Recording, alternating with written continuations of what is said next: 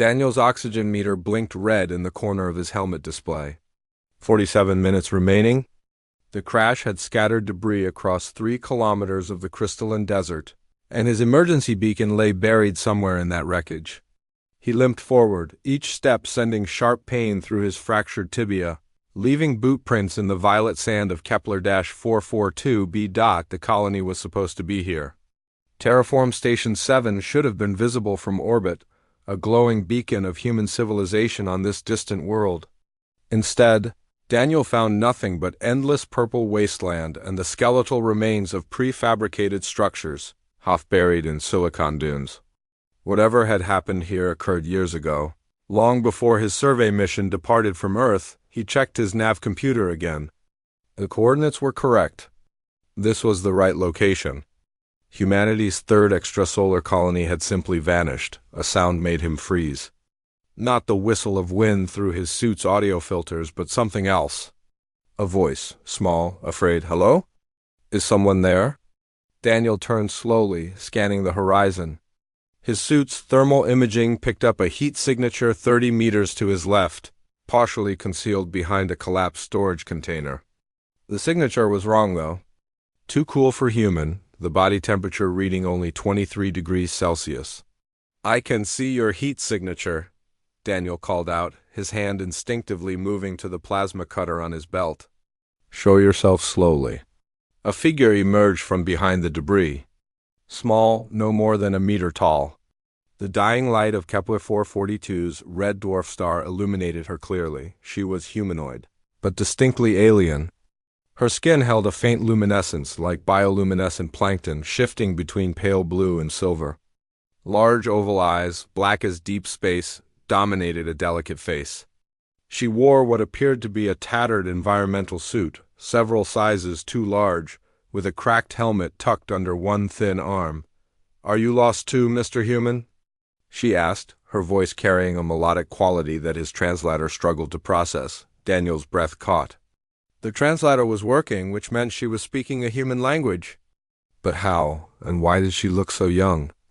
"My name is Daniel," he said carefully, keeping his distance. "What's your name?" "Jassy," she replied, taking a hesitant step forward. "I've been alone for 217 days. My parents said to wait at the shelter, but they never came back." 217 days. Daniel's mind raced through the implications. The colony had been established 8 years ago. If she'd been here that long, surviving alone as a child... "Jassy, I need you to tell me something very important. What happened to the humans who lived here?" The little alien's luminescence dimmed, her skin turning a darker shade of blue. The sky got angry. Red clouds came and everyone got sick.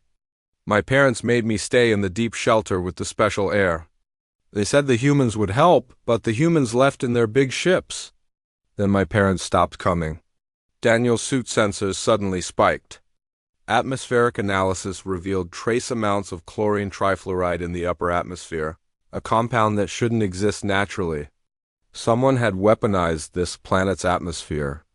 The colony hadn't disappeared. It had been evacuated, leaving behind anyone who couldn't reach the evacuation ships in time, including the native population that humanity had apparently encountered and done nothing to save. "Jassy," Daniel said, his voice gentle despite the rage building in his chest. "I'm going to help you. But I need to know, what species are you? Where is your homeworld?" "This is my homeworld," she said simply. "Humans called it Kepler-442b. We called it the Sara. We lived underground in the warm caves until humans came and made the air breathable up here too. My teacher said it was a gift." Daniel felt sick. Humanity had terraformed an inhabited planet. And when the terraforming went catastrophically wrong, they'd abandoned their victims. His oxygen meter showed 31 minutes. He made a decision. "Jassy, I'm going to share something with you. Humans have a phrase. Humanity, fuck yeah. It's supposed to mean that we're special, that we do the right thing when it matters most. Today I'm going to prove that's more than just words." Daniel activated his suit's emergency protocol, the one designed for extreme rescue scenarios. His helmet display flashed warnings as he initiated the oxygen redistribution sequence.